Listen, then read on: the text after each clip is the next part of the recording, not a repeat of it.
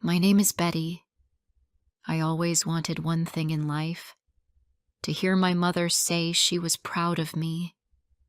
But that day never came. Not when I finished school. Not when I got my first job. Not even when I stood on a small stage and got a prize. My mother looked at me like I was a stranger. That look still lives in my mind. I grew up in a quiet house with one parent. My father left when I was 4 years old. I do not remember him. My mother never talked about him. She worked every day and came home late. She made dinner and cleaned the house, but she never smiled. Not at me. Not at anyone. When I was little, I would draw pictures and bring them to her. She never said, "Good job." She would just look at the picture, then at the clock. "Time for bed," she would say. I wanted her to look happy. I wanted her to hug me, but she never did. In school, I was not the best student, but I worked hard. I did my homework. I listened to the teacher. I didn't make trouble. My teachers liked me. One time, my math teacher gave me a small red sticker. It said, "Well done." I showed it to my mother that night. She took it from my hand, looked at it for 1 second, and put it on the table. "That's nice," she said, without feeling. When I was 10, I made a small cake in school. It was dry, but I was proud of it. I brought it home. My mother took one bite and said, "It needs sugar." She didn't eat more. I sat at the table and looked at the cake. I thought, maybe next time she will like it. But next time never came. I didn't stop trying. I helped her around the house. I cleaned the kitchen. I washed the dishes. I folded her shirts. She never said thank you. She never said she noticed. But I kept doing it. As I got older, I started to see other families. I went to my friend's house and saw her mother hug her when she came home. I saw her mother bring her warm soup when she was sick. I smiled for my friend, but inside I felt cold. Why didn't my mother do those things for me? At age 16, I got a job at a small local store. It was not easy, but I was happy to earn some money. I used my first pay to buy something for my mother. A soft brown scarf. She needed a new one. I gave it to her with a smile. She looked at it and said, "Why did you spend money on this?" I didn't know what to say. I just stood there. Then I said, "I wanted to give you something nice." She didn't say thank you. She didn't wear the scarf. I found it later in a drawer, still new. One day at school, I wrote a short poem. The teacher liked it. She sent it to a contest. I didn't know she did that. 2 months later, I won a small prize. My name was in the local paper. The school gave me a paper award. I walked home with it in my hand. I was smiling. For once, I felt like I did something good. I opened the door and called, "Mom, look!" She turned from the sink and dried her hands. I gave her the paper. She read it. Then she said, "Poems don't feed you. This is not real work." I felt something break inside me. I didn't cry. I just walked to my room and sat on my bed. I looked at the paper. The words felt empty now. After school, I moved out. I found a small room to rent. I started working at a food shop. It was hard work. My feet hurt at the end of the day. But I was free. I didn't have to wait for someone to smile at me. I could make tea and drink it in peace. Still, I called her once a week. I said, "Hi, Mom. How are you?" She always said, "I'm fine." Nothing more. I told her about my job. I told her I was working hard. She never asked if I was happy. She never said she missed me. One day I asked her, "Did I ever make you proud?" She was silent for a long time. Then she said, "You were always quiet, not like the other girls. You didn't do anything big." That night, I didn't sleep. Her words stayed in my head. What did she want from me? I never knew. When I was 25, something strange happened. I met a young woman in town. She was tall and wore glasses. She looked at me and said, "Are you Betty?" "Yes," I said, confused. "I'm Clara," she said. "Your mother talks about you." I was surprised. "She does?" "Yes. I rent the room next to hers. She told me you live in the city now. She said you always worked hard. She said you were the quiet one, but smart." I didn't know what to say. My mother talked about me? Clara smiled. "She said you never needed help, that you take care of yourself." That night I sat in my room and thought about it. Maybe my mother did notice. Maybe she didn't know how to show love. Maybe her life was hard too. But the truth stayed the same. I never heard the words I needed from her. Not yet. Before I share the rest of my story, I need to know, where are you listening from?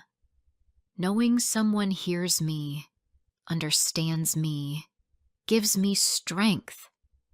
After I met Clara, I could not stop thinking. My mother told someone about me.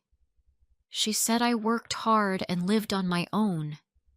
She said I always looked after myself. That was the first time I heard those words.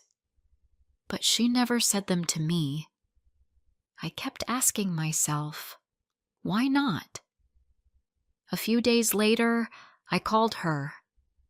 She picked up after 3 rings. Her voice was the same as always, calm and cold. I said hello and asked how she was. She said she was fine. I told her Clara spoke to me. I said, "She told me you spoke about me." There was a short silence. Then my mother said, "I might have." I asked, "Why didn't you ever say those things to me?" She said, "I didn't think it mattered." But it always mattered to me. After that call, I stopped trying. I didn't call every week anymore. I started calling once a month. Then only when I had to. I still cared about her, but I didn't want to wait for her love anymore. I was tired. I was done hoping for something that might never come. One winter, I got sick. It was only a cold, but I had to stay home for 3 days. I didn't tell her. I thought maybe she would call me first, but she didn't. She never asked how I was. That didn't surprise me. I just made soup, watched old movies, and waited for my body to get better. My heart stayed quiet. The years passed slowly. I moved to a new place, a little bigger and with more light. I still worked at the same food shop. It wasn't easy, but I liked the people. One man at work, Sam, became a good friend. He was kind and funny. He made me laugh on long days.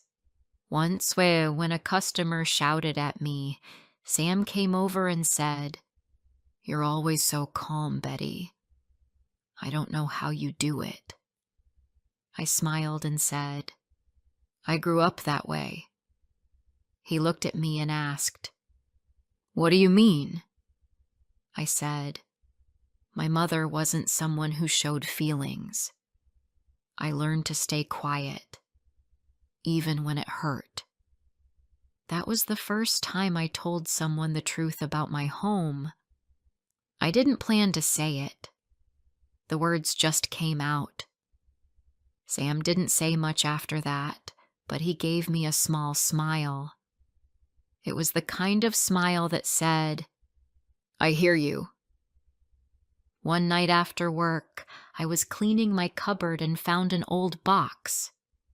It had things from my school years, papers, small drawings, and a photo of me when I was 9. In the photo, I was standing outside my school. I had short hair and a small smile. I looked like a girl who wanted to be seen. That night I sat in bed and thought about my mother. I hadn't seen her in over a year. She never asked me to visit. She never called. But she was still my mother. And something inside me said, maybe I should go. Maybe it was time. The next Saturday, I took the bus to her side of town. The road was quiet. Her building looked the same. The windows were small, and the paint on the walls had started to fade. I knocked on the door. She opened it slowly. Her face looked tired. Her hair had more gray than I remembered. Her eyes saw me and stopped. "Betty?" she asked. I said, "Hi, Mom." She didn't smile, but she stepped aside so I could come in. Her flat was simple and clean. Nothing had changed. She made tea without a word. We sat across from each other at the table. The tea was hot and quiet. After a while, she asked, "How's work?" I said, "It's fine." She asked, "Still at the shop?" I said, "Yes." She looked at her cup. She didn't ask more. When I stood up to leave, she looked at me and said, "Next time, bring a photo." I stopped. "A photo?" I asked. She said, "Yes. I don't have any new ones." I didn't understand at first. "Why now?" I asked. "Why do you want a photo now?" She looked away and didn't answer. I said goodbye and left. A week later, I printed a photo of me at work. I was wearing a blue shirt and holding a tray. I was smiling. I put the photo in a simple brown frame and mailed it to her. She never called to say she got it, but I told myself it didn't matter. One evening, a few months later, I got a phone call. It was Clara. Her voice was soft. She said, "Hi, Betty. I just wanted to let you know Your mom isn't doing well. My heart stopped for a moment. What happened? I asked. Clara said, she fell. She hurt her back. She can't walk very well. I've been helping her with groceries. She didn't want me to call you. She said she didn't want to bother you. I didn't wait. The next morning, I took the first bus I could. When I arrived, Clara opened the door and let me in. My mother was in bed. Her face looked pale and smaller than before. She opened her eyes when she saw me. You came, she said. Her voice was quiet. Of course I did, I said. I sat next to her. She said nothing else for a while. I looked around her room. It was simple, like the rest of the house. On the small table next to her bed, I saw the photo I sent. The frame was clean. It looked like someone touched it often. I pointed to it. You kept it, I said. She looked at it, then at me. You looked happy in it, she said. I nodded. I was. After a moment, she said, I didn't know how to be a warm mother. My own mother was cold. She never hugged me. She never said she was proud. I thought if I worked hard and gave you a home, it would be enough. I listened. Her voice was slower than I remembered. It wasn't, I said. I needed more. I needed your words. She looked down. I know, she said. That evening, I made soup and helped her with the bathroom. I cleaned her kitchen. She didn't say thank you, but I could feel something different in her. A quiet look. A softer voice. Not warm, but less hard. That night before I left, I helped her back into bed. She pulled the blanket up to her chin. I turned to walk out of the room, but then I heard her voice again. Betty, she said. I turned back. Yes? I asked. She looked at me with tired eyes.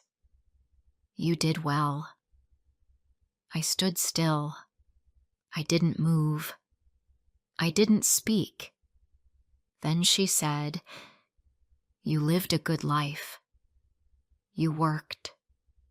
You took care of yourself. I see that now. I didn't cry. I didn't smile.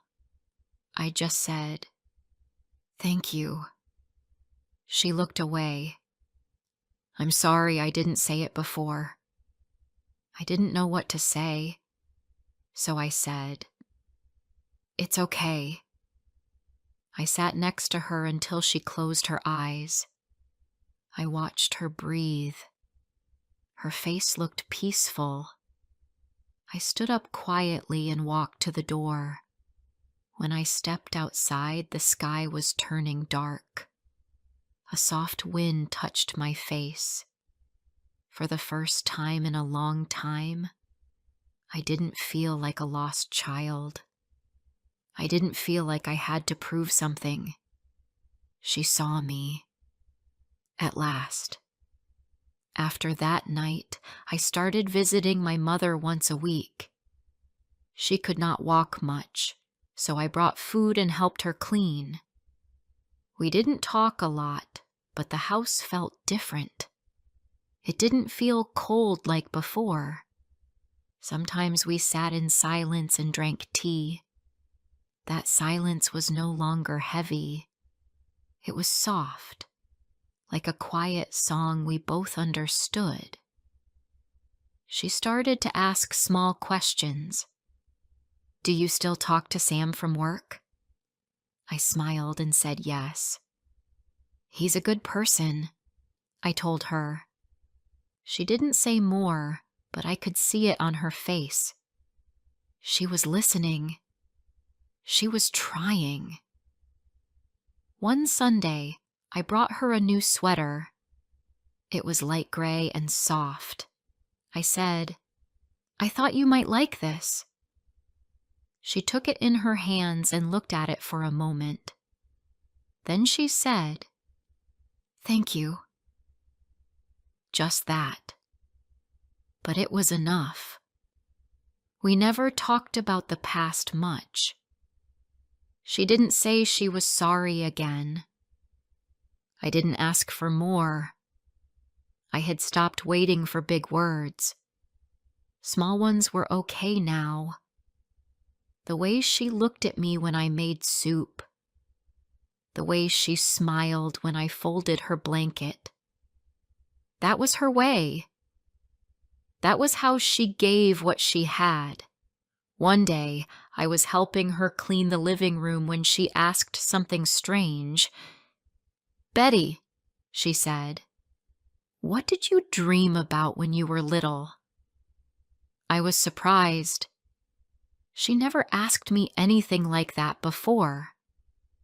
I thought for a second, then said, "I wanted to be a teacher." She looked up. "You would have been a good one." I stared at her. She never said anything like that to me. Not when I was young. Not even once. I felt something warm inside me. I didn't show it on my face, but I felt it. Later that night, I told Sam about it. We were sitting at a small cafe near work. I said, "She told me I would have been a good teacher." He smiled. "She's learning," he said. I nodded. Yes. Slowly. Time moved on. Her body grew weaker. She needed more rest. I started coming 2 or 3 times a week. Clara helped on the other days. One morning, I found my mother sitting in her chair, looking at the photo I gave her. Her hands were shaking a little, but she didn't drop the frame. I walked in and she said, "You're all I have." I stood behind her and placed my hand gently on her shoulder. "I'm here," I said. "You don't have to be alone." That winter was long and cold. My mother stayed in bed most days. Her voice became softer. She didn't eat much. I brought her soup, but she only took a few spoons.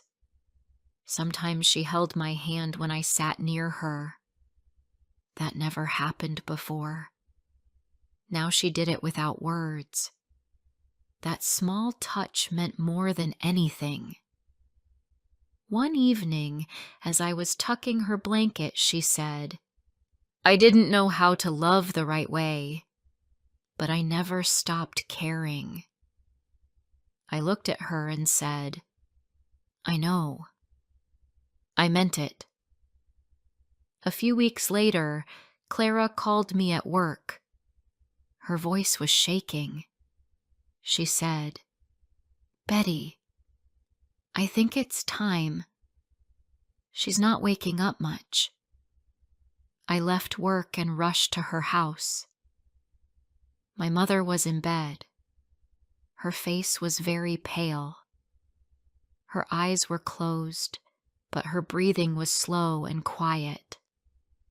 I sat by her side and held her hand. I stayed with her through the night. She opened her eyes once. I said, "I'm here." She didn't speak, but she looked at me. I saw peace in her eyes. Then she closed them again. That was the last time she looked at me. The next morning, she passed away. I didn't cry right away. I just sat there holding her hand. The house was quiet, too quiet. I looked around the room. On the wall was the photo I gave her, still in its small frame. I stood up and touched it. She kept it there. All this time. The days after that felt like a dream. I planned a simple service. Not many people came. Clara stood beside me. Sam came too. He didn't say much, but he stayed with me the whole time. After the service, I walked back to the house. It was empty now. I sat on her chair. I looked at the table where she used to drink her tea. I looked at the photo on the wall. And finally, I cried. I cried for the little girl who waited so long. I cried for the years I wanted her words. I cried for the times I felt nothing I did was enough. And I cried for the woman who didn't know how to love out loud, but maybe tried the best she could. After a few days, I packed her things. I kept a few small items, a blue mug she always used, the sweater I gave her, and the photo she hung on the wall. I went back to my small apartment. It felt quiet, but not sad. I had no regrets. I gave her love until the end.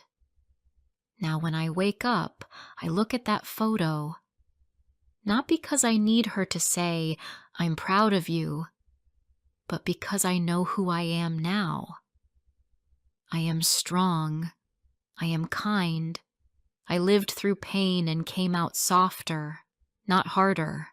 Sometimes I still hear her voice in my head, but now it sounds different. Not cold, not empty, just quiet, like a whisper. You did well, Betty. And I believe it. If this story touched your heart, don't forget to like, comment, and share. More emotional and inspiring stories are coming soon.